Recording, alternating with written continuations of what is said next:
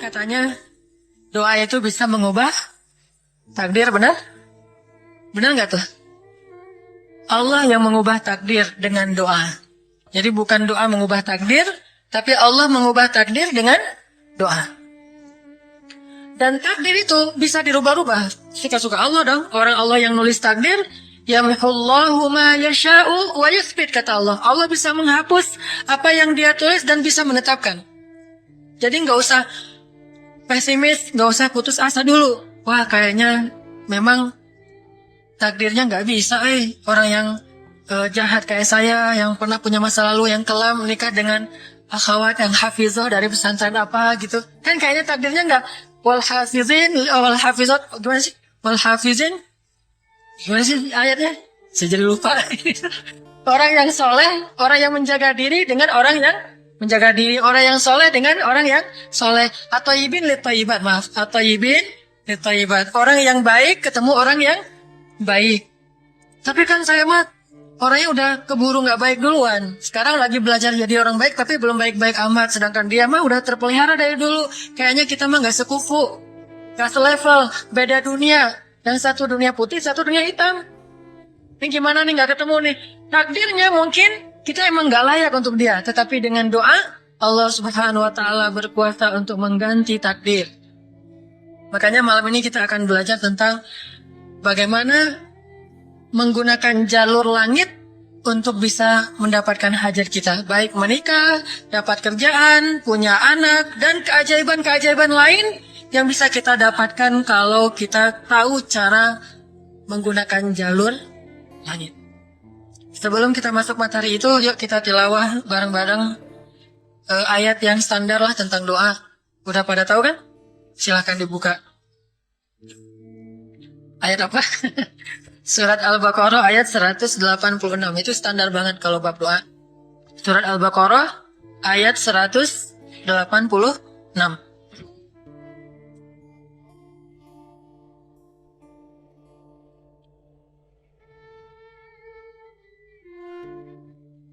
A'udzu billahi minasy syaithanir rajim. Enggak?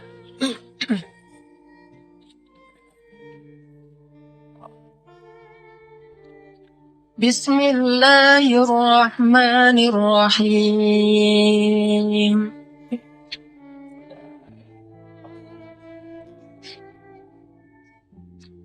وَإِذَا سَأَلَكَ عِبَادِي عَنِّي فَإِنِّي قَرِيبٌ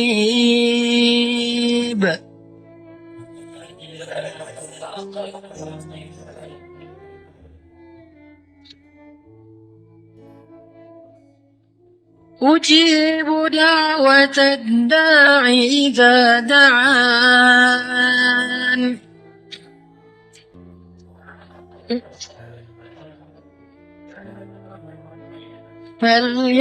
فَلْيَسْتَجِيبُوا لِي وَلْيُؤْمِنُوا بِي لَعَلَّهُمْ يَرْشُدُونَ.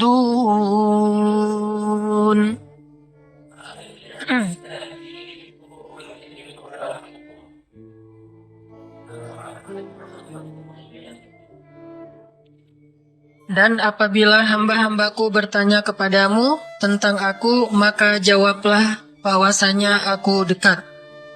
Aku mengabulkan permohonan orang-orang yang berdoa kepadaku apabila dia memohon kepadaku. Maka hendaklah mereka memenuhi segala seruanku dan hendaklah mereka beriman kepadaku agar mereka selalu berada dalam kebenaran. Shadaqallahul azim.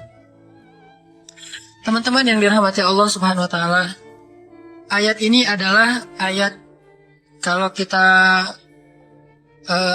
kasih judul ayat ini tuh janji Allah kepada orang yang berdoa. Janji Allah kepada orang yang berdoa. Makanya doa itu benar-benar senjata orang mukmin, melebihi senjata apapun yang dimiliki oleh seseorang. Paling dahsyat itu kalau punya doa. Jadi kalau orang yakin kepada Allah, maka dan keyakinan dia kepada Allah lebih besar daripada keyakinan dia kepada apapun, maka selama dia masih bisa berdoa kepada Allah, dia tenang. Ada masalah dikit, oh ilahi.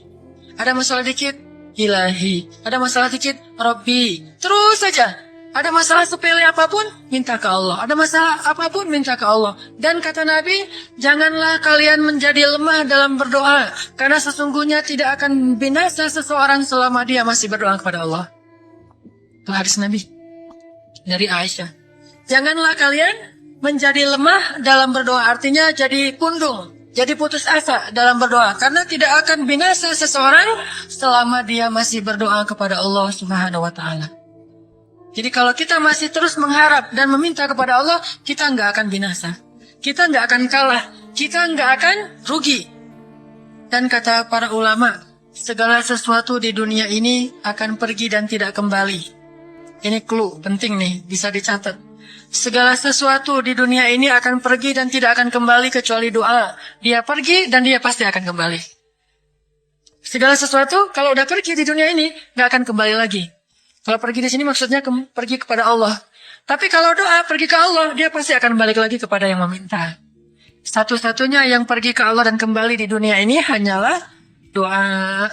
Makanya ayat ini kalau kita kasih judul adalah janji Allah kepada hambanya yang berdoa. Allah berjanji, apa kata Allah? Inni qaribun. Aku itu dekat. Maksudnya, nggak mungkin aku nggak dengar doa kalian. Begitu kita berdoa, kita pikir, Allah dengar nggak ya? Jangan-jangan kok doa saya belum diijabah, kayaknya Allah nggak dengar yang kemarin, saya harus keraskan lagi suara saya. Nggak, ini qarib. Arti ini qarib, aku itu dengar banget apa yang kamu ucapkan. Gak usah diucapkan, di dalam hati aja Allah udah dengar. Siapa yang pernah berdoa di dalam hati terus langsung Allah ijabah? Rasulullah. Coba teman-teman buka awal juz kedua. Ayat surat Al-Baqarah ayat 144. Itu gara-gara Nabi ada harapan di dalam hati tapi nggak berani ngomong gitu ke Allah. Cuma dipendam di dalam hati doang. Tapi langsung diijabah oleh Allah. Ayat surat Al-Baqarah ayat 144. Allah berfirman, قد نرى تقلب وجهك في السماء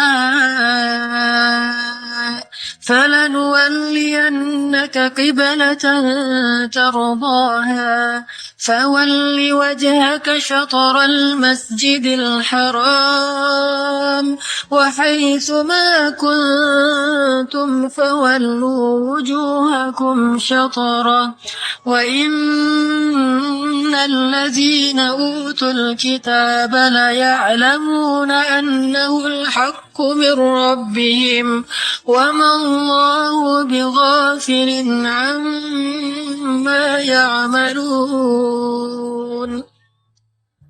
Jadi ceritanya orang Yahudi suka menghina kaum muslimin gara-gara orang Islam kalau sholat waktu itu masih menghadap ke Al-Aqsa, Palestina. Jadi kata orang Yahudi itu, lihat orang Islam mah fake. Suka niru. Kita sholat menghadap Al-Aqsa, mereka sholat menghadap Al-Aqsa. Berarti agama mereka itu adalah agama yang meniru agama kita. Nggak original. Sering diperolok-olok. Setiap kaum muslimin sholat dihina sama mereka. Akhirnya Nabi ngerasa sedih. Wah, gimana ya caranya? Sehingga setiap sore Nabi berdiri di suatu bukit, kemudian lihat ke langit. Cuman nggak ngomong, gini aja ke langit. Membatin. Bayangin, pernah nggak teman-teman membatin ke Allah? Ini yang harus kita coba lakukan. Belajar membatin kepada Allah. Itu romantis banget. Jadi duduk sendiri. Allah, ngomong gitu dalam hati. Dan yakinlah ini korep Allah tuh dengerin. Jangan pikir saya kayak ngomong sendiri, kayak orang kurang waras. Enggak, Allah itu mendengar. Jadi kita batin aja sama Allah, ngomong dalam hati. Ya Allah, saya tuh lagi gini, ada masalah. Ngomong dalam hati kita. Please Allah, please gitu ya. Nah, itu kalau kita membatin, inni qaribun wa asirru qaulakum awijharu bih innahu alimun bidzatis sudur. Jadi Nabi nggak enak mau ngomong, ya Allah tolong dong pindahin kiblat dari Masjidil Aqsa ke Masjidil Haram. Soalnya daripada dikata-katain melulu sama orang Yahudi, mau ngomong kayak gitu tuh nggak enak sama Allah. Malu Rasul ke Allah. Masa kiblat aja minta dipindahin. Akhirnya Nabi cuma ngelihat ke langit aja tiap hari. Udah selesai pulang. Besok lihat lagi ke langit. Turunlah ayat ini. Sesungguhnya kami telah melihat bagaimana kamu selalu menengadahkan wajahmu ke langit. Maka kami palingkan kiblat ke arah yang kamu sukai. Coba lihat. Turun wahyu untuk merespon doa Nabi yang bahkan belum diverbalkan. Belum diucapkan dengan kata-kata, tapi Allah udah ngerespon. Ini kan keajaiban doa nih. Cuman kita seringnya ngerasa udah minta berkali-kali kok nggak dikasih-kasih. Kita belajar sekarang. Rasul nggak usah minta pakai verbal, cuman membatin doang dalam hati, Allah udah ngasih. Pernah nggak teman-teman ngerasa kayak gitu? Ada kepengen sesuatu, tiba-tiba terwujud. Pernah kan? Tapi kepengennya yang baik-baik. Pengen misalnya, aduh, saya pengen banget umroh. Cuman mau ngomong kayak gitu mah, saya mah orangnya kayaknya nggak mungkin bisa umroh kalau ngandalin harta. Orangnya nggak mampu, kerjanya juga pas-pasan. Gimana mau umroh untuk makan aja susah. Tapi pengen banget dalam hati kita. Dan itu rindunya tuh rindu banget. Setiap kali ngelihat video atau tayangan di TV tentang umroh dan haji, menitikkan air mata. Saking kangennya ke Baitullah. Allah tahu itu dalam hati kita. Tiba-tiba ada jalan. Ada aja jalannya. Dan bisa dikasih sedekah, bisa juga hadiah, bisa juga door prize, bisa juga macam-macam. Pokoknya ada jalan aja, tiba-tiba bisa umroh. Dan saya sering banget membawa orang umroh. Di antara jamaah itu selalu ada 1 atau 2 orang yang umrohnya tuh miracle, keajaiban dari Allah. Ketika saya cari tahu alasannya apa, ternyata emang dia dari dulu pengen banget umroh. Cuman gak bisa ngandelin hartanya, Allah kasih jalan yang lain. Bukankah Allah itu memampukan yang diundang, bukan mengundang yang mampu? Kan itu yang sering kita dengar kan? Allah tidak mengundang yang mampu, tetapi memampukan yang diundang. Kalau udah Allah undang, pasti mampu. Kalau Allah nggak undang, walaupun dia mampu nggak akan bisa. Jadi Allah bukan mengundang yang mampu, tetapi memampukan yang diundang. Sehingga kita kalau hati kita kayaknya pantas diundang, Allah undang tuh. Begitu juga dalam urusan rezeki. Aduh, saya pengen kerjaan yang kerjaannya itu lebih halal, lebih nyaman, bisa sholat berjamaah tepat waktu, ada waktu juga buat keluarga, bisa juga berdakwah ke teman-teman. Akhirnya membatin kita itu karena kuat banget, Allah wujudkan. Ini artinya Allah qaribun, Allah maha dekat. Sehingga kalau kita pengen doa kita itu powerful, belajar dari as-siqah billah. Tips pertama adalah as-siqah billah. Percaya deh sama Allah. Percaya sama Allah. Jangan berdoa dengan ragu-ragu. Kayak kita datang kepada seseorang untuk minjam duit, tapi kita ragu. Dia nih kayaknya orangnya susah kalau dipinjemin. Kalau minta dipinjemin gitu. Ini saya lagi ada masalah dikit nih. Boleh minta bantu nggak? Apa? Gimana ya ngomongnya? Susah ngomongnya tuh ragu-ragu gitu kan ya? Akhirnya kita ngomongnya tuh nggak enak, nggak nyaman, membuat dia juga ngasih ke kita juga ragu-ragu. Akhirnya nggak nyaman tuh hubungan kita sama dia. Tapi kalau kita yakin banget sama dia orangnya baik, kalaupun dia nggak ngasih dengan cara yang kita minta, kita yakin bahwa dia tuh pasti akan nolong kita. Sehingga kita akan curhat masalah kita itu dengan tulus. Bahwa kita punya masalah kayak gini-gini, bukannya kita mau minta-minta, cuman sifat dari manusia itu saling tolong-menolong. Kita beritahu masalah kita, dan kita yakin dia pasti akan nolong kita. Kalau nggak bisa ngasih duit, dia akan minta tolong kepada orang lain yang mungkin bisa membantu kita. Dia akan ngasih link. Dia akan memediasikan kita. Oh, aduh maaf ya, saya juga lagi sekarang lagi butuh uang. Ini lagi nabung-nabung juga. Sama, kita mah lagi sama-sama pengen hijrah status. Cuman, nih saya kenal ada temen nih yang dia alhamdulillah orangnya tuh suka banget bantu orang lain. Mungkin saya bisa merekomendasikan, saya bisa bantu kamu, ayo kita jalan bareng ngomong sama temennya.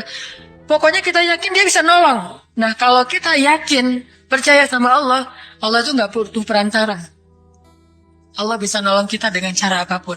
Walaupun takdirnya udah ditulis kamu tuh gak akan punya istri sampai meninggal dunia. Ya Allah masa gitu sih, gak akan punya istri. Ya Allah, tapi gimana masa saya mau hidup sendiri terus? Kamu gak akan punya istri, kata malaikatnya. Ini orang doanya katakan malaikat dengerin doa kita ya. Kalau di hati malaikat gak tahu, tapi kalau di lisan kita doa, ya Allah, beri saya seorang suami yang benar-benar bisa mendidik agama saya. Kata malaikat, Neng, ganti doa yang lain aja tuh Neng. Itu mah takdirnya udah ditulis, Neng gak akan punya suami. Kata malaikat. Kita mah walaupun malaikat ngomong gitu, biarin aja. Ya Allah, Engkau Maha Rahman, Maha Wadud, Engkau bisa mengubah takdir. Kata malaikat, ya juga sih. Cuma takdir udah ditulis, Neng. Ya Allah, terus aja tiba-tiba.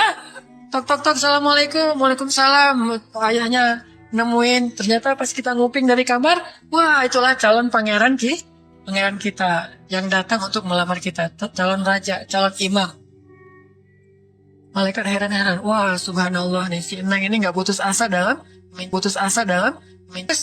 Walaupun takdirnya sudah ditulis, karena Allah bisa mengubah takdir lewat doa dan harapan. Masih ingat cerita seorang ibu di zaman Nabi Musa dulu?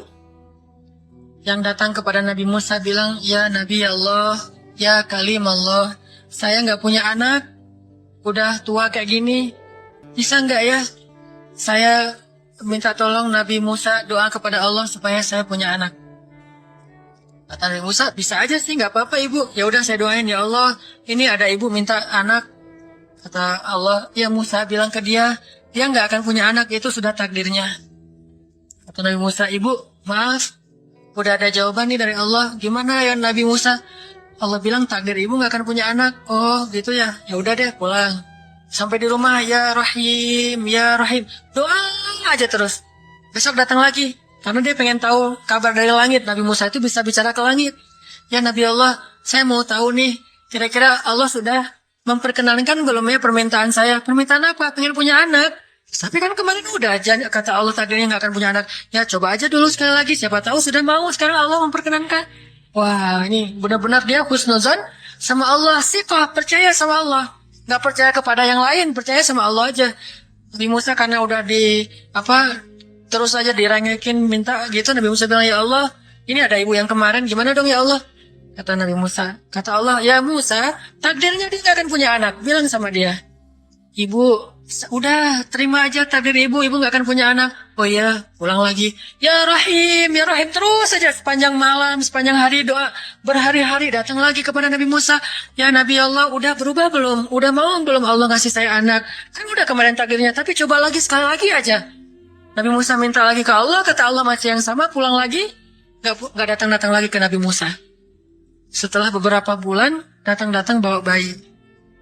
Assalamualaikum, udah semangat sekarang, beda gitu ya. Kalau dulu Assalamualaikum, melas gitu ya. Sekarang Assalamualaikum, hai Nabi Musa. Kata ibu, ibu yang kemarin, ya itu siapa? Anak saya. Anak ibu, anak kandung maksudnya, bukan nyuri.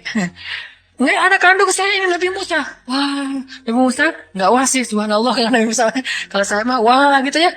Nabi Musa, masya Allah. Nabi Musa tanya ke Allah, ya Allah, itu ibu yang kemarin katanya takdir nggak akan punya anak, kok bisa punya anak? Ceritanya gimana Allah? Ceritain dong. Saya kok nggak update gitu informasinya, kata Nabi Musa. Allah ngasih update. Kata Allah, Musa, setiap kali aku bilang dia nggak akan punya anak, dia terus berdoa dengan menyebut Ya Rahim, Ya Rahim. Allah itu kan senang banget dipuji, dan Allah lebih berhak untuk dipuji. Kalau kita senang dipuji nggak baik. Kalau Allah senang dipuji, emang punya hak untuk dipuji kan? Allah senang dipuji. Dia bilang Ya Rahim, kamu bilang nggak akan punya anak, dia bilang Ya Rahim, terus saja berharap. Wahai Musa, sesungguhnya rahmatku mendahului takdir. Rahmatku mendahului takdir. Akhirnya dengan sifat rahim, Allah mengubah takdir ibu ini. Walaupun secara ilmiah gak mungkin punya anak karena sudah menopause. Tetapi Allah yang memiliki kekuasaan atas segala sesuatu. Nah, tips pertama adalah kalau kita pengen doanya powerful, melahirkan mukjizat dan keajaiban, adalah at-thiqah billah. Harus percaya sama Allah. Pertama, percaya bahwa Allah Subhanahu wa taala itu Maha Kuasa mengubah apapun yang dia kehendaki. Apa yang Allah ingin, Masya Allah, kan pasti terjadi. Wa man lam yasha, lam yakun. Kalau Allah nggak pengen, nggak akan terjadi. Jangan susun sama Allah terus bilang, nggak enak banyak minta, amal saya sedikit, mending saya beramal aja, nggak usah banyak minta. Jangan memperlakukan Allah seperti kita memperlakukan makhluk. Orang kalau kita banyak minta, dia akan kesulitan. Lama-lama dia akan merasa terganggu. Tapi Allah kalau nggak diminta, dia marah. Manusia kalau kita minta banyak-banyak, dia marah. Allah kalau kita nggak minta, dia malah marah. Masya Allah ya, luar biasa. Allah tuh senang banget kalau hambanya meminta. Sehingga di antara hamba yang paling Allah cintai, di antara hamba-hambanya hamba yang paling banyak menengadahkan wajah dan telapak tangannya. Ilahi, ilahi. Minta sama Allah. Allah tuh suka banget diminta. Orang yang suka meminta itu bahasa Arabnya awwahun. Inna Ibrahim la'awwahun halim. Ibrahim itu hamba yang awwahun halimun. Awwah, halim. Halim itu artinya menahan amarah. Awwah, da'a. Da'a artinya banyak berdoa. Kalau da' itu berdoa. Kalau da'a, senang banget doa. Ada masalah dikit, ilahi, Rabbi. Ngadu aja ke Allah, manja gitu. Dan Allah tuh senang banget dengan hamba yang kayak gitu. Sehingga sampai Nabi mengatakan, mintalah kepada Allah walaupun cuman garam. Garam aja minta ke Allah. Sepele banget masalah kita. Ya Allah, mudah-mudahan nanti gak macet ya. Minta sama Allah.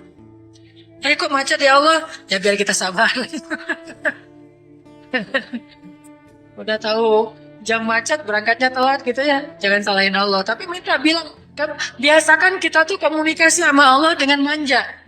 Ya Allah, mudah-mudahan saya bisa jawab ujiannya. Udah belajar sih ya Allah, cuma gak tahu kan semuanya di tanganmu. Minta ke Allah. Bismillahirrahmanirrahim. Makan ya Allah, ini rezeki darimu. Makasih ya. Makan.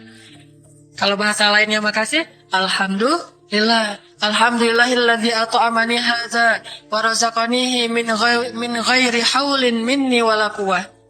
Hafal tak? Kalau nggak hafal, udah aja bismillah lah. Alhamdulillah gitu. Bismillah ya Allah, Masya Allah nih rezeki darimu. Udah selesai makan, udah sendawa gitu. Alhamdulillah, Allah baik banget. Ngomong sama Allah, sering-sering komunikasi sama Allah. Dan Allah itu wa huwa ma'akum aina ma kuntum. Dia bersama kalian dimanapun kalian berada. Bersama ya, bukan ada. Kalau ada itu beda. Allah di mana-mana itu beda. Tapi Allah bersama kalian itu artinya Allah melihat, Allah mendengar, Allah menyaksikan, Allah mencatat, Allah maha menilai bersama kita. Kalau ada, dia bertempat. Sehingga nanti kalau ada anak bilang, "Man, Allah di mana?" Allah ada di mana-mana, Dek. Tadi dia malah karena cerdas, kalau gitu di WC juga ada, kan nggak boleh kan? Ini jawaban yang keliru, kurang filsafat. Allah itu bukan ada di mana-mana. Allah bersama kita dimanapun kita berada. Itu beda. Kalau bersama, ma'iyah artinya Allah melihat, menyaksikan, mendengar, menghargai, dan terus memelihara dimanapun. Sehingga nggak usah khawatir bahwa ini mah nggak di masjid, nggak apa-apa. Selama bukan di tempat yang najis, seperti di kamar mandi atau di mana yang tempat-tempat yang nggak boleh, kita itu mah nggak. Tapi yang di tempat yang umum, di pasar, di jalan, lagi di kendaraan, di dalam masjid, di luar masjid, Allah, ilahi, Rabbi, kalau perlu lebih manja lagi, pakai irama dikit. Allah, gitu. Kayak orang manggil temennya gitu. Atau kita miss call Allah dulu. Ya Allah, udah nggak ngomong apa-apa. Itu miss call. Miss call Allah. Ngapain miss call? Siapa? Kangen sama Allah. Allah. Allah, gitu lagi. Itu zikir kan? Allah, Allah, Allah. Kata Allah, ada apa hambaku? Allah lagi, Allah lagi, Allah lagi. Terus aja Allah di miss call berkali-kali. Pas Allah buka, wah 100 miss call. Allah 100 kali zikir. Udah 100 kali miss call, Allah yang telepon balik. Ada apa hambaku? Wah, ditelepon sama Allah. Lewat kejadian-kejadian hidup. Tiba-tiba ada kejutan dari Allah. Langsung bilang sama Allah, thanks Allah. Kan romantis tuh sama Allah. Jangan cuma sama cewek doang bilang thanks. Segala macam bahasa-bahasa yang keren. Sama Allah juga harus keren. Tapi setelah thanks, alhamdulillah. Karena itu yang paling baik. Intinya harus percaya sama Allah. Allah tuh senang banget didoain. Kita berdoa kepadanya gitu. Allah tuh senang. Terus makna percaya sama Allah juga, kita percaya bahwa Allah itu nggak akan ngecewain orang yang berdoa. Ujibu da'watad da'i idza da'an. Aku pasti mengijabah doa hamba-hamba yang berdoa kepadaku. Gak usah khawatir, pasti diijabah. Tapi kok masih belum aja Ustadz? Nah, kita harus belajar apa itu makna diijabah. Jangan-jangan Allah udah mengijabah, kita gak ngerti. Kayak ada analogi tentang orang yang tenggelam, terus dia meninggal sambil menuduh Allah. Allah kok nggak nolong saya? Bukankah aku sudah mengirim pelampung? Jadi pelampung itu cara Allah menolong kita. Kita berharap ditolongnya tiba-tiba selamat aja di pantai. Nggak kayak gitu. Allah punya cara. Sehingga kita harus belajar memahami maksud Allah. Allah maksudnya apa? Di antara cara Allah mengijabah, kata para ulama, satu, Allah mengijabah persis seperti yang kita minta. Dua, Allah mengijabah yang lebih baik dari yang kita minta. Yang ketiga, Allah kalau nggak ngasih persis, ngasih yang lebih baik, dikasih di akhirat. Bahkan itu lebih keren daripada di dunia.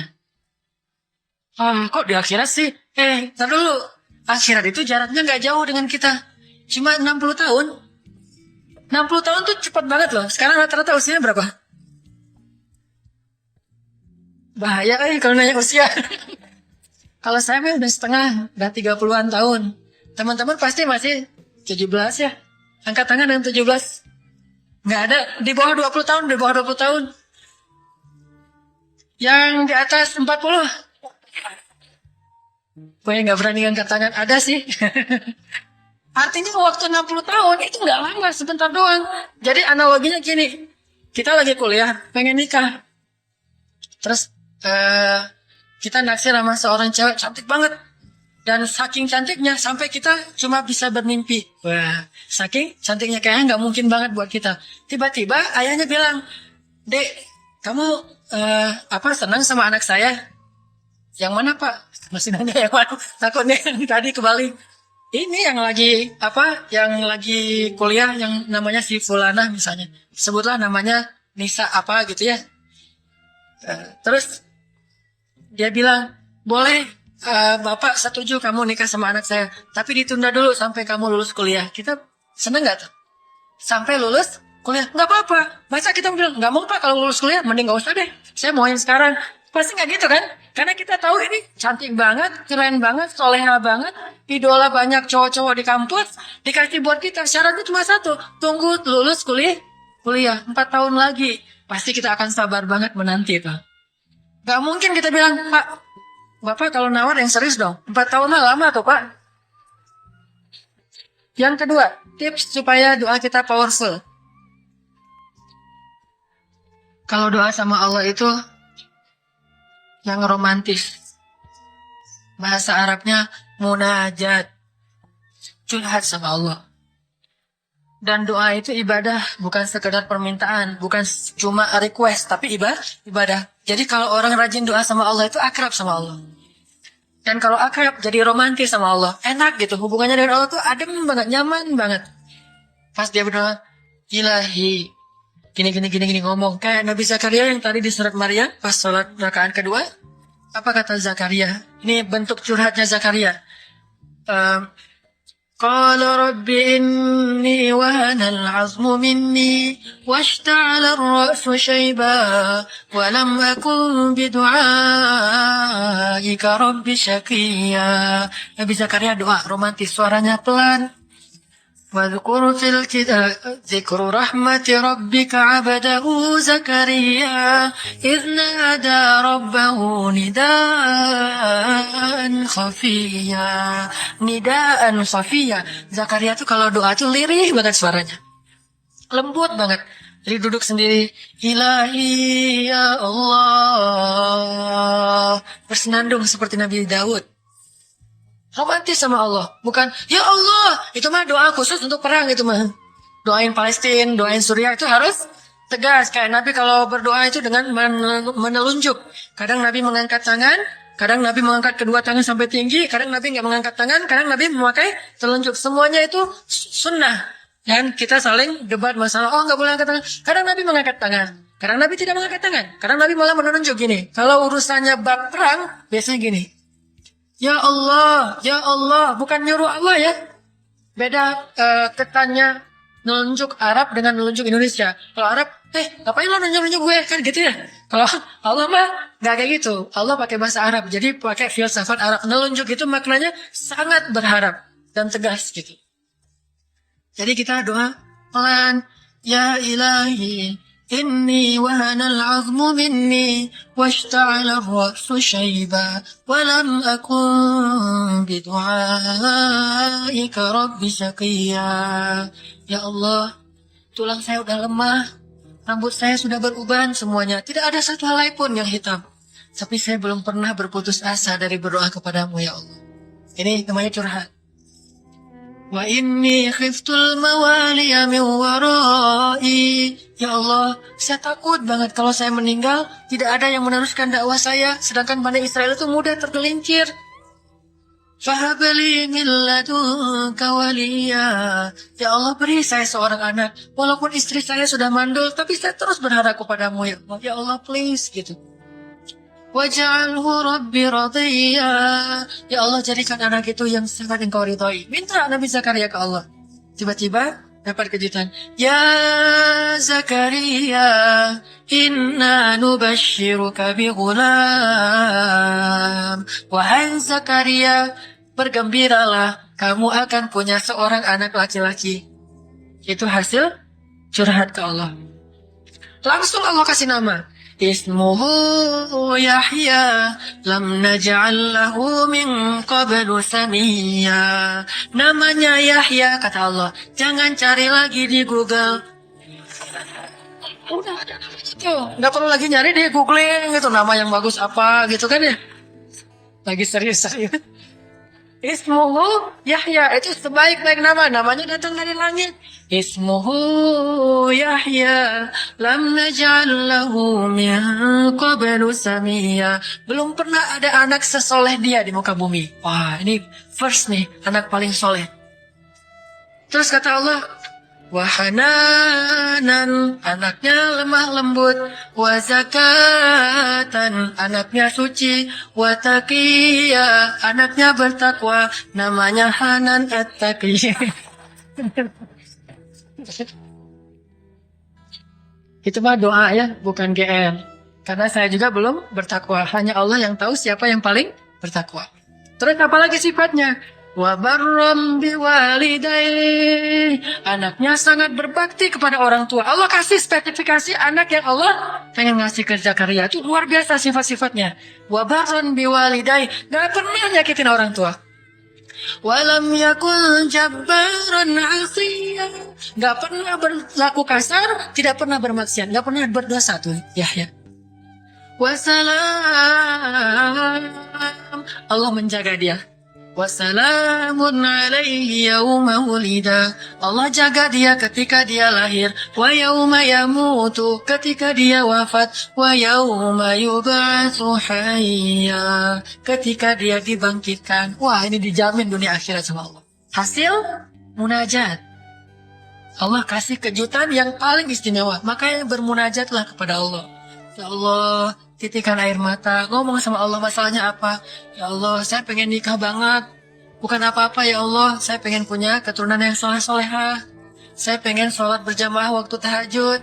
Saya pengen diimami oleh seorang imam yang baik bacaannya, yang soleh. Saya pengen mendidik anak saya berdua dengan pasangan saya. Saya pengen yang baik-baik sebutin. Pengennya kita, hajat kita itu apa. Cuman ya Allah, saya kurang modal.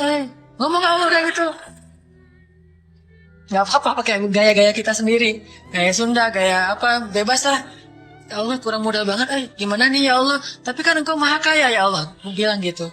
Dan Allah akan mengatakan, lihat hambaku memujiku. Kan kayak kita bilang, Alhamdulillahi Rabbil Alamin. Allah bilang, hambaku memujiku. Ar-Rahmanir-Rahim, hambaku mengagungkanku. Maliki Yaumiddin, hambaku gimana sih hadisnya tuh? Kan gitu kan ya. Allah merespon setiap ucapan hambanya. Jadi kita bilang, tapi kan engkau maha kaya ya Allah. Oh iya benar.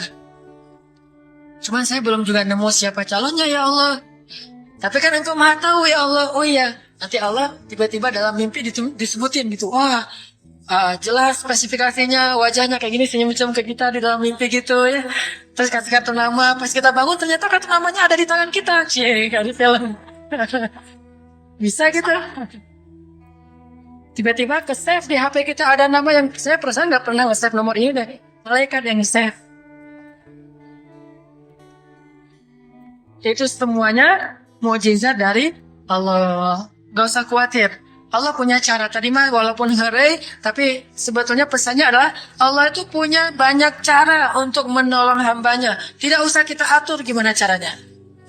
Bukan kita yang mengatur caranya, kita hanya bermohon kepada Allah. Allah yang punya sekian banyak cara. Allah bisa pakai cara ilmiah, bisa cara yang tidak ilmiah, bisa cara yang berlawanan dengan ilmiah. Ilmiah itu kan ciptaan Allah. Jadi jangan mengukur dengan logika kita. Tapi mengikhtiar dengan logika kita harus. Kalau ikhtiar harus ilmiah. Tapi kalau iman nggak perlu ilmiah. Sakit, ikhtiarnya ke dokter. Tapi yakinnya nggak boleh yakin sama dokter. Ikhtiarnya seilmiah mungkin. Tapi imannya nggak boleh ilmiah, rabbaniyah. Allah berkuasa dengan ilmiah, tanpa ilmiah bertentangan dengan ilmiah. Allah bisa menciptakan seseorang dari ayah dan ibunya, bisa tanpa ayah tapi punya ibu doang seperti Isa. Atau bisa nggak punya ayah, nggak punya ibu seperti Adam. Allah bisa menciptakan onta dari induknya, bisa keluar dari batu seperti untanya Nabi Soleh. Allah maha kuasa, makhluk tidak kuasa. Kita sama Allah dengan harapan-harapan yang indah, munajat. Ini sekarang coba kita dengar bagaimana munajatnya Nabi ketika pulang dari Taif. Nabi itu kan sedih banget pulang dari Taif. Luar biasa dihinanya oleh orang-orang Taif. Di antara penghinaan orang Taif yang masih terekam oleh sejarah itu, orang Taif mencemooh Nabi dengan mengatakan, emangnya benar kamu itu, emangnya benar Allah mengangkat kamu jadi Nabi? Itu dihina gitu. Muhammad, beneran gitu Allah mengangkat kamu jadi Nabi? Kayak gak ada orang lain, kata orang Taif. Terus ada lagi yang bilang, Muhammad, kalau kamu itu seorang nabi, saya tidak berani ngomong sama kamu, nanti saya terkutuk. Tapi kalau kamu bukan nabi, pendusta, apain juga saya ngomong sama kamu. Jadi mending gak usah ngomong aja, daripada ngomong dengan pendusta. Intinya dia gak mau ngomong sama nabi, tapi meracau. Dia bilang, kalau kamu nabi, kalau saya berdebat kamu, saya akan dikutuk. Kalau kamu bukan nabi, berarti kamu pendusta. Ngapain juga saya berdebat sama kamu, menghina. Ada yang bilang, hai Muhammad, pergi kamu, jangan dekat-dekat dengan kampung kami. Disuruh anak kecil mengusir Nabi, bayangin. Bagi orang semulia Rasulullah diusir oleh anak kecil, dikejar-kejar pakai batu kerikil, dilemparin, itu luar biasa, berat banget perasaan beliau. Sama anak kecil, sama perempuan, sama budak-budak. Yang laki-lakinya tuh hanya bersorak di belakang. Perempuannya, bagi orang Arab, dihina oleh perempuan, itu luar biasa penghinaannya. Makanya di Mesir, pengalaman saya ketika di Mesir, orang Mesir itu paling takut sama cewek. Di pasar kalau ada ibu-ibu yang belanja, Mang, bungkusin yang ini. Dibungkusin, nggak jadi deh, yang itu aja. Bungkus lagi, kayaknya nggak jadi yang itu aja. Sampai 3 kali, si emangnya nggak boleh marah. Kenapa? Cewek. Itu di Mesir tuh. Kalau di kita, wah, udah habis itu. Nggak usah, cewek yang sebaya, ibu-ibu aja bisa dihina di kita kan ya, nggak menghormati orang tua. Kalau di Mesir, perempuan apalagi yang udah umur usia orang tua itu sangat dimuliakan. Naik bus gitu, ada ibu-ibu orang Mesir kan gede-gede tuh, naik bus, ya naik bus aja, naik damri gitu susah. Akhirnya barang-barangnya pada diambil sama orang-orang di dalam, dia naik sendiri. Bismillah, masya Allah, gitu-gitu orang Mesir teh kalau naik damri. Pas udah di atas, semua orang berdiri mempersilahkan dia pilih tempat duduk yang mana. Itu budaya yang mungkin di Singapura juga, pas saya ke Singapura kayak gitu. Tapi kok di Indonesia agak-agak jarang nih. Sering ada laki-laki muda duduk di halte atau di mana tempat-tempat umum, sementara di sebelahnya ada ibu-ibu yang gendong anaknya, tapi nggak ada tempat duduk. Di mana rasa malu dan rasa penghargaan terhadap perempuan. Makanya kalau sampai seorang ribut dengan perempuan di tempat umum, itu di Mesir aib banget. Jadi kalau kita ramai sama seorang cewek atau seorang ibu-ibu di tempat umum, pasti orang-orang Mesir akan marahin kita, nggak marahin dia, walaupun dia yang salah. Ya aib kata orang Mesir. Aib jangan kayak gitu, aib jangan kayak gitu. Tapi kalau kita berantemnya sesama laki-laki, dia akan bilang sallu ala nabi, salawatlah kepada nabi. Kayak gitu cara mendamaikan pertengkaran di Mesir. Dan menurut survei kecil-kecilan saya, orang Mesir itu paling sering bertengkar di bus kalau lagi bulan puasa, lapar soalnya. Itu sering banget, asal bulan puasa di bus. Wah, orang Muslim suaranya kencang kayak singa gitu. Wah, ramai di situ, 2 orang. Akhirnya yang lain bilang, sallu ala nabi. Langsung, sallallahu alaihi wasallam. Lagi. Tapi dia sempat salawat dulu. Kalau di kita kan, apaan sih? Nggak ada hubungannya juga. Nggak nyambung kelet gitu. Kalau di Mesir mereka paham. Kalau dibilang nabi, langsung mereka menghargai sallallahu alaihi wasallam. Terus marah lagi. Ya Allah, sallu ala nabi, sallallahu alaihi wasallam. Lagi. Kadang-kadang saking marahnya selalu ala nabinya sambil marah, saya bilang juga. Jadi sampai ada yang bertengkar 2 orang disikapin dengan bijak. Orang Mesir kalau marah tuh suka bilang keledai, ya Ahmad, wahai keledai gitu. Terus yang orang bijak ini kayaknya educated dosen gitu, kayaknya dia bilang, namanya ada keledai selain engkau di sini? Terus dia bilang, nggak ada. Apapun jawabannya salah. Namanya ada keledai selain kamu di sini. Kalau dia bilang nggak ada, berarti emang kamu sendiri. Kalau dia bilang ada, berarti kamu juga keledai. Cerdas nih, luar biasa nih di masjid saya dapat banyak luar biasa pengalaman. Intinya apa? Perempuan yang mengusir Nabi di Taif, perempuan, anak-anak, budak. Coba gimana perasaan Nabi? Itu benar-benar nelangsa banget, sedih banget. Begitu turun dari Taif, Nabi SAW kemudian istirahat habis dikejar-kejar dari pagi sampai sore di kebun kurma. Nabi lagi istirahat, terus Nabi berdoa. Nih doanya saya bacain ya. Wahai Robku, kepada Engkaulah aku adukan kelemahan tenagaku dan kekurangan daya upayaku. Wahai Robku, Engkaulah yang Maha Rahim. Engkaulah pelindung orang-orang yang lemah. Engkaulah penciptaku. Kepada Engkau aku berserah diri ya Allah. Kepada musuh, kepada siapa Engkau akan menyerahkanku ya Allah? Kepada musuh yang akan mencelakaiku, atau kepada keluarga yang akan membantu urusanku. Tapi apapun itu, tidak ada keberatan bagiku, asal Engkau tidak marah kepadaku.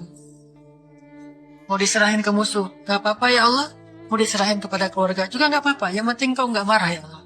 Ini bahasa Nabi. Terus Nabi bilang, sedangkan kasih sayangmu maha luas bagiku, aku berlindung dengan cahaya wajahmu yang mulia, yang menyinari langit dan menerangi segala yang gelap. Dan atasnya lah teratur segala urusan dunia dan akhirat. Dari Engkau menimpakan atas diriku kemarahanmu. Aku berlindung dari kemarahanmu ya Allah, dari juga azab-azabmu. Kepada Engkaulah aku adukan perihalku, sehingga Engkau ridho, tiada daya dan upaya melainkan dengan kekuasaanmu ya Allah. Tapi ini kalau kita baca dengan versi Arabnya lebih romantis lagi. Versi terjemah memang agak kaku. Kalau kita tahu bahasa Arabnya, ya Allah, tidak masalah aku diperlakukan kayak gini. Tidak masalah aku diusir, aku dihina, aku disakiti, aku dilempari, aku dikejar-kejar. Yang penting Engkau tidak marah kepadaku. Coba, gimana Nabi itu cinta sama Allah. Mendengar doa Nabi yang romantis banget sambil menitikan air mata, tubuhnya banyak bekas luka lemparan batu, bajunya itu kotor.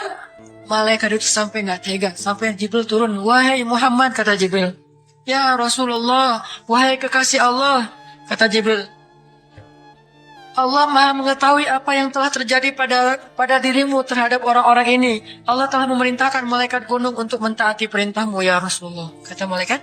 Jadi kayak ada seorang anak yang nangis sedih, tiba-tiba datang ayahnya ngelus-ngelus gitu menenangkan dia. Ya Rasulullah, Allah udah memerintahkan malaikat gunung kok, jadi menghibur gitu.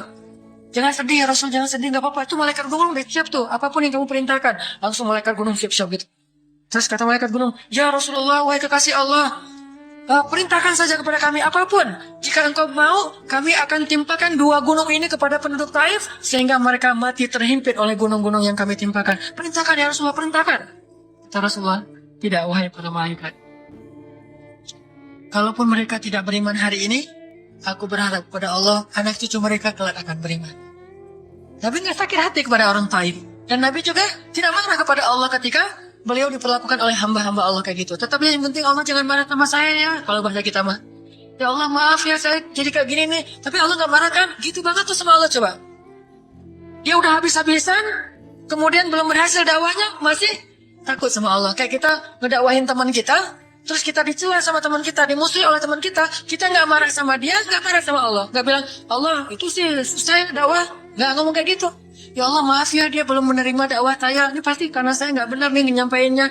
Ya Allah jangan marah ya sama saya. Besok saya coba lagi gitu sama Allah. Terus ke orangnya gak marah karena mungkin dia fa'innahum la ya'lamun. Mereka tidak mengerti. Besok akan dicoba lagi, didakwahin lagi, diajak lagi. Terus saja kayak gitu. Ini munajat Nabi kepada Allah SWT. Sehingga gara-gara munajat itu malaikat turun. Sama kayak munajat curhatnya Nabi Yunus.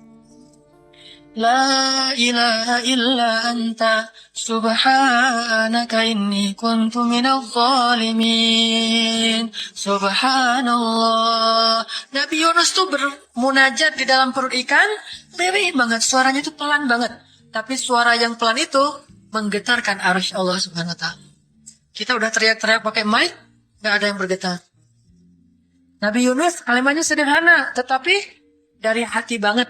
Benar-benar curhat. Ya Allah, tidak ada ilah selain Engkau. Aku ini udah zalim terhadap diriku sendiri. Ya Allah, maafin saya, maafin saya. Subhanallah, subhanallah. Engkau maha suci, saya ini kotor. Engkau maha suci, saya ini kotor. Terus saja sampai suara Nabi Yunus di dalam perut ikan, di dalam laut yang dalam itu, menggetarkan arsy Allah di langit ketujuh. Tiba-tiba malaikat arsy bertanya, suara siapa ini ya Allah? Begitu indah, begitu lembut, meminta ampun kepadamu ya Allah. Kata Allah, itu suara hambaku Yunus. Apa yang dia minta ya Allah? Dia minta ampun kepadaku. Ya Allah, please ampunin dia ya Allah, please. Kata malaikat-malaikatnya. Semua malaikat meminta ampun untuk Yunus alaihissalam. Sehingga kemudian Allah mengatakan, ya sudah aku ampuni dia. Tiba-tiba Nabi Yunus diselamatkan.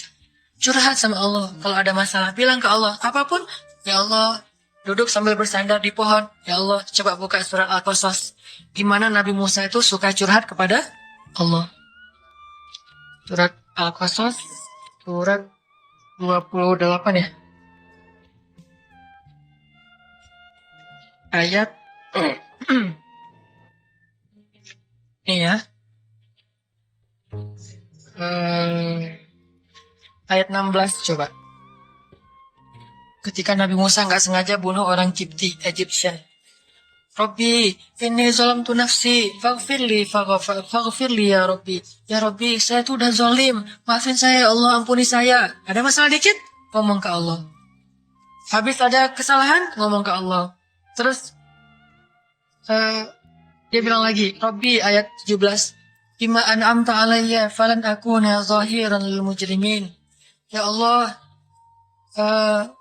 janganlah engkau jadikan aku termasuk orang-orang yang berdurhaka atau berbuat dosa. Udah. Terus ada masalah lagi.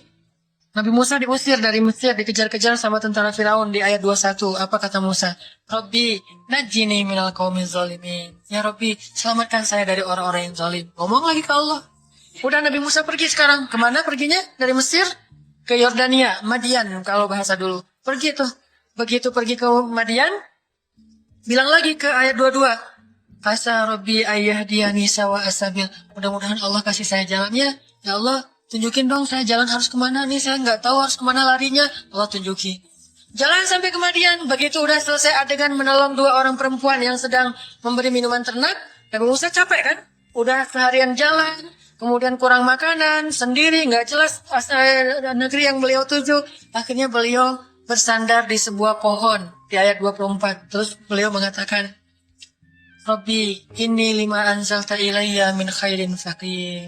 Ya Allah, saya butuh banget kebaikan darimu ya Allah. Saya sekarang lapar, saya haus, saya nggak punya tempat tinggal. Saya sangat butuh kepada kebaikan darimu. Bilang ke Allah, tiba-tiba habis doa kayak gitu, datanglah cewek itu dengan malu-malu kan ayat berikutnya. Ternyata cewek itu adalah bakal jadi istri Musa. Jadi kalau ada apa-apa bilang ke Allah. Gak sengaja ngelihat Instagram, oh ada yang cantik, Rabbi, yang ini nih, yang saya gak sengaja gitu. Tapi jangan dikepoin ya, dan jangan terlalu lama ngelihatnya, sekilas saja. Atau minimal kalau nggak yang ini, yang kayak gini, ya Allah, ya Allah, gitu. Ngomong nanti ketika selesai sholat. Makanya banyak-banyak doa sama Allah. Dan yang romantis, yang lembut, banyak-banyak berzikir. Jadi sebelum doa itu tasbih dulu. Tasbihnya dengan bahasa yang kita nyaman. Subhanallah, subhanallah boleh. Atau dinyanyikan juga nggak masalah. Dengan suara yang baik. Bukankah Nabi menyuruh kita menghiasi Al-Quran itu dengan suara kita? Dan di antara isi Al-Quran adalah zikir.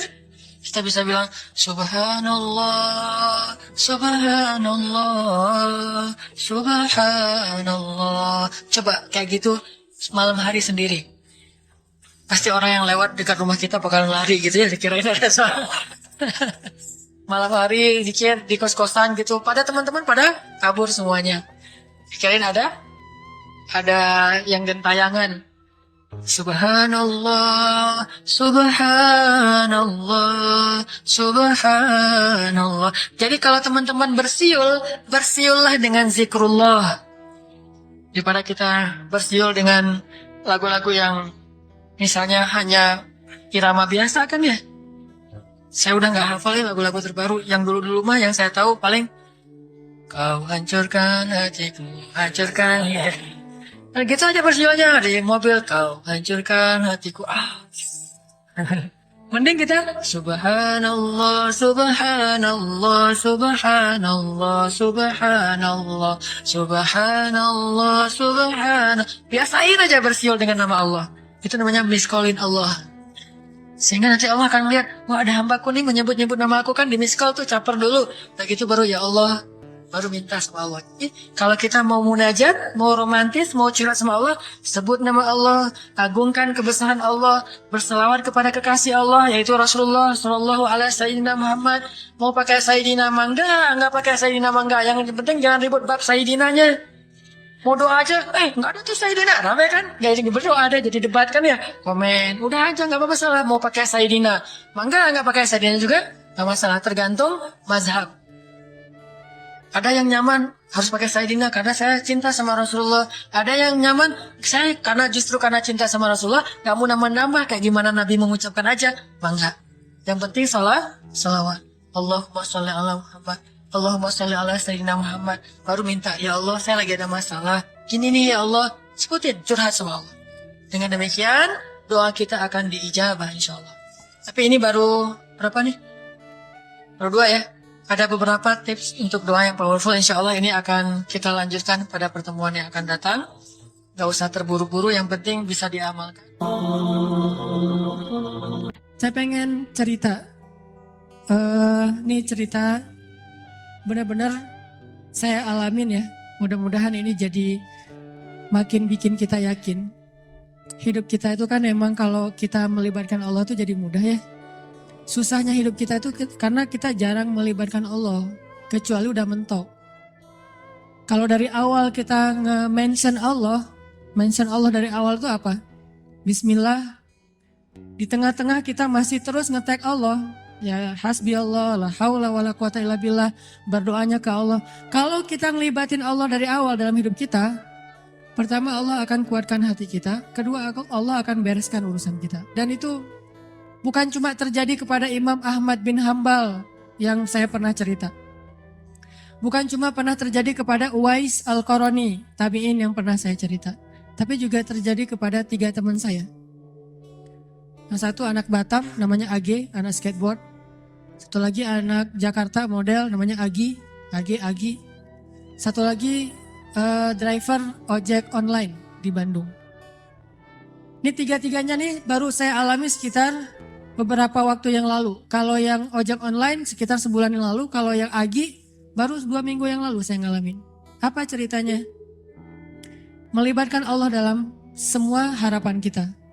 Agi, anak Jakarta ini, pernah ikut kajian saya kayak gini di salah satu masjid di Maruya, di Kebun Jeruk, Jakarta. Terus pas ikut kajian itu dia bilang gini, ya Allah, saya pengen banget ketemu Ustadz Hanan langsung, tapi jangan di taklim, karena agak susah, terlalu rame. Saya pengen ketemu berdua dalam suasana yang lebih nyaman. Kabulkanlah ya Allah, gitu. Selang seminggu kemudian setelah selesai acara itu, alhamdulillah qadarullah ombaknya lagi bagus di laut. Kan saya suka mantengin ombak tuh. Ada website namanya Surf Forecast kan. Forecast buat surfing. Jadi tahu ombaknya lagi berapa, seberapa baiknya untuk pakai untuk berselancar. Ombaknya lagi bagus nih. Ombaknya 2,5 meter, 2,5 meter.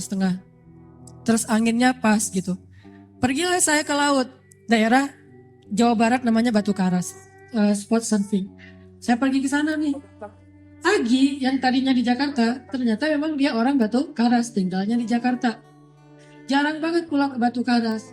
Nah, seminggu kemudian setelah taklim, dia sakit. Badannya nggak enak. Biasanya kalau cuma panas dingin, dia akan tinggal di kos-kosan. Tapi kali ini kangen pengen pulang kampung. Kenapa ya saya pengen pulang kampung? Kenapa ya ke Imam Ahmad bin Hambal gitu kan? Kenapa ya saya pengen pulang kampung? Akhirnya dia putuskan pulang ke Batu Karas. Dan sampai di Batu Karas, hari pertama dia sampai ke rumah, temannya ngajak ke pantai, kita mandi yuk, kita berenang yuk gitu kata temannya. Yuk, padahal lagi nggak enak badan tuh, diajak berenang dia mau. Berenang kalau orang sana berarti surfing, diajak surfing dia mau. Datang ke pantai, saya lagi duduk di pantai, lagi persiapan nih mau turun ke air, lagi duduk santai gitu pagi-pagi sambil ngopi dulu, sambil nggak jelas ya ngelamun tentang masa lalu. Jadi lagi duduk dulu nih di pantai nih sambil ditaruh dengan papan biar nggak kena matahari. Udah ke pantai masih takut hitam, padahal udah hitam. Tiba-tiba Agi datang ngeliat dari jauh, nih kayak kenal nih, siapa ya? Kayak pernah lihat, tapi biasanya kan penampilannya beda. Nih udah namanya orang lagi di pantai. Datanglah, pas udah dekat dibilang, Ustadz Hanan ya? Saya ngeliat, ya kenapa? Saya jemaah Ustadz Hanan di Meruya, Kebun Jeruk minggu yang lalu. Oh iya, Kebun Jeruk minggu lalu memang ada taklim. Udah kenalan, dia bilang, Ustadz, minggu lalu saya baru berdoa nih, ya Allah saya pengen ketemu Ustadz Hanan, langsung bukan di taklim, biar bisa santai banyak ngobrol. Berikanlah saya apa yang saya harapin. Dia istighfar, dia sholawat, dia doa. Nggak sampai bertahun-tahun, cuma selang seminggu. Qadarullah Allah bikin skenario, ada ombak, saya datang, dia sakit, dia datang, akhirnya ketemu di pantai, ngobrol, jadinya saya seharian cuma ngobrol doang, nggak sempat surfing. Terus aja ngobrol, curhat, dia live IG gitu, aduh, jadi ngobrol sama dia, alhamdulillah dikasih gelang batu sama dia, nih Ustadz hadiah gelang batu untuk Ustadz, alhamdulillah ya udah saya pakai. Intinya adalah coba, cuma seminggu doang tuh. Dia minta ke Allah, dia melibatkan Allah, akhirnya Allah kabulkan. Bisa nggak kita dalam waktu seminggu halal dengan cara berdoa ke Allah? Ya Allah, saya lihat dia kemarin di masjid. Masjid apa ini Teh? Baitur Rahman. Cuma saya nggak berani menyapa. Saya menyapa dia lewat engkau saja ya Allah.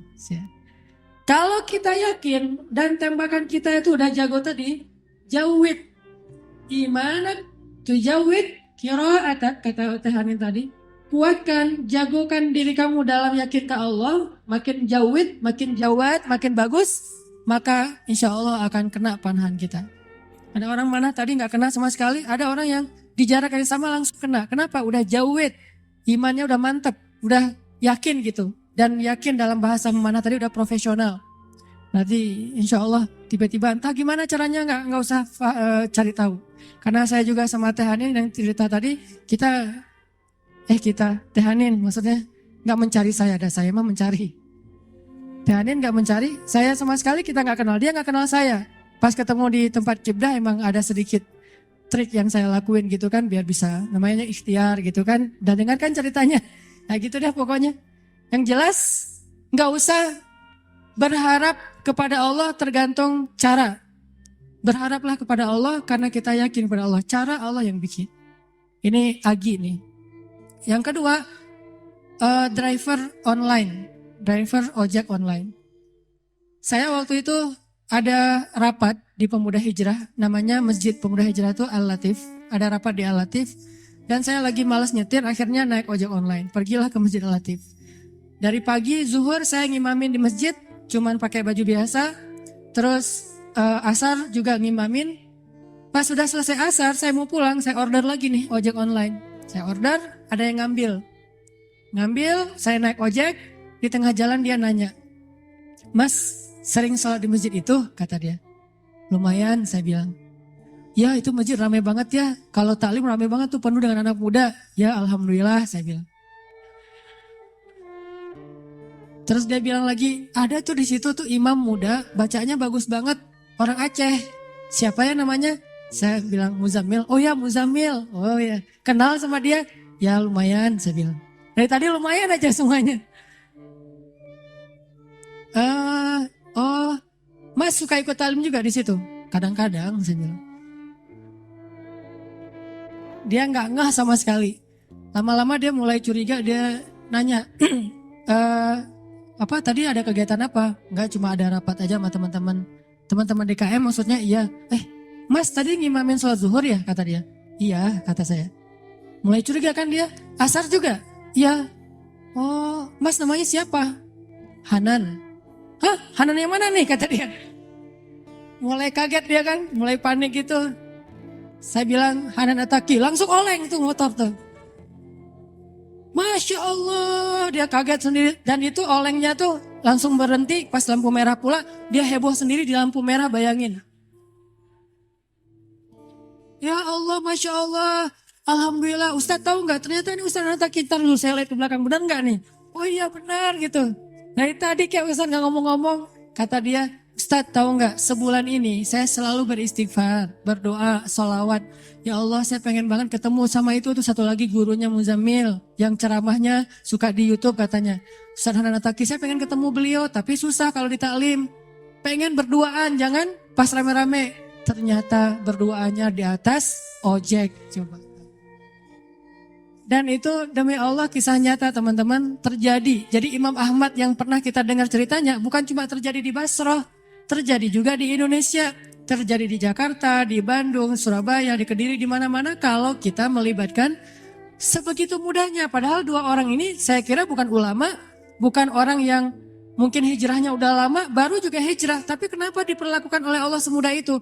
Bagi Allah orang yang sudah taubat dari dosa seperti orang yang tidak berdosa.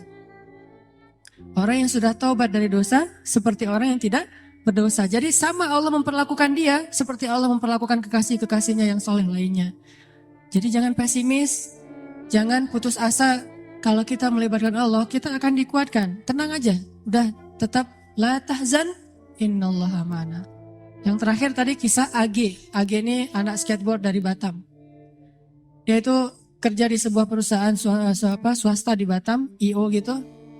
Dia pertama dapat hidayah itu dengerin istrinya dengar booster di YouTube. Mah dengerin apa tuh booster? Ini ada ustadz katanya juga senang main skate walaupun gak bisa sih, cuma senang nemenin doang. Oh mana karena dia senang memang anak skate jadi ngelihat gitu. Oh ini ustadznya, coba dengerin lagi. Oh kirain tadi cewek. Biasalah kayak gitu mah ya, gak tau jenggotan gini. Udah gitu, oh gimana coba dengerin, nangis. Selama ini dia udah belasan tahun gak sholat. Jangankan sholat sendiri, jangan sholat ke masjid, sholat sendiri aja gak pernah. Bahkan sholat Idul Fitri aja gak pernah. Kan kalau kita minimal sholat Idul Fitri ya, setahun 2 kali lah ya. Walaupun masbuk itu juga. Kenapa masbuk? Kebiasaan kalau Jumatan datangnya kalau khutbahnya udah selesai. Dan Idul Fitri, Idul Adha mah khutbahnya selesai sholat. Wah masih khutbah, ntar aja deh kalau udah selesai. Begitu datang orang udah pada pulang. Loh kok gak sholat sih? Sholat Idul Fitri itu sebelum khutbah. Ini salah dia. Dia gak pernah sholat sama sekali. Tapi tiba-tiba nangis jadi kayak sadar dapat hidayah gitu. Tapi saya pikir emang bukan cuma dia yang dapat hidayah dengerin booster. Saya juga dengerin booster diri sendiri kayak dapat hidayah gitu. Oh benar juga ya kata Ustadz ini. Kok saya dapat hidayah? Kata saya sendiri tuh. Kan ada ceramah saya misalnya sebutlah Allah itu maha baik, Allah segala macam. Saya pas dengar, ya Ustadz itu benar juga dia ngomonginnya tuh. Akhirnya saya dapat hidayah dari diri sendiri.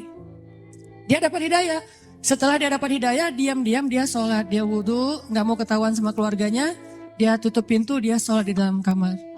Jarang-jarang kamarnya dikunci. Pas istrinya mau ngeliat ke dalam rumah, dalam kamar, diketok-ketok kok gak dibukain. Pas udah selesai dia sholat langsung buka-buka pura-pura tadi ketiduran gitu. Dia gak mau ketahuan lagi sholat. Setelah sholat dia berdoa, ya Allah Ustadz itu udah bikin saya sadar. Saya pengen banget ketemu beliau. Beri saya jalan ya Allah. Hari dia berdoa, besoknya dia ketemu dengan atasannya. Dia bilang, Pak boleh saya minta izin. Padahal dia jatah cutinya udah habis tuh. Gak ada dapat jatah cuti lagi. Atasannya nanya, izin kemana? Saya mau ketemu Ustadz saya di Bandung. Ini orangnya, saya dengar booster dari dia jadi saya sadar. Oh ya udah, kamu cuti sesuka kamu deh, kata atasannya. Dimudahin. Butuh uang saku, dikasih uang saku, berangkat dia ke Bandung. Dan dia datang ke hari Rabu, taklim saya yang rutin di Bandung itu yang di Masjid TSB, Trans Studio. Ketemu langsung dengan saya dan alhamdulillah Ustadz, mudah banget ya kalau kita menuju ke Allah. Yang susah itu kalau kita menjauh dari Allah. Tapi kalau menuju ke Allah, dipermudah, banyak banget urusan yang dipermudah. Saya malah dapat uang saku, saya malah dapat kayak bonus dari atasan saya. Keluarga saya alhamdulillah sekarang jadi lebih baik setelah saya berhijrah. Dan saya pengen ketemu dengan Ustadz, dimudahin banget. Ini lihat bukti. Bukan karena saya orang soleh, enggak. Kesolehan kita hanya Allah yang tahu. Tapi karena kita yakin sama Allah. Karena kita melibatkan Allah. Terus kenapa galau, kenapa khawatir, kenapa enggak tenang? Kalau kita bisa melibatkan yang maha kuasa dalam segala urusan kita. Jadi itu teman-teman, coba buktiin deh. Kalau teman-teman yang lain di tempat yang tadi saya ceritain udah membuktikan, kita pasti bisa lebih dari itu.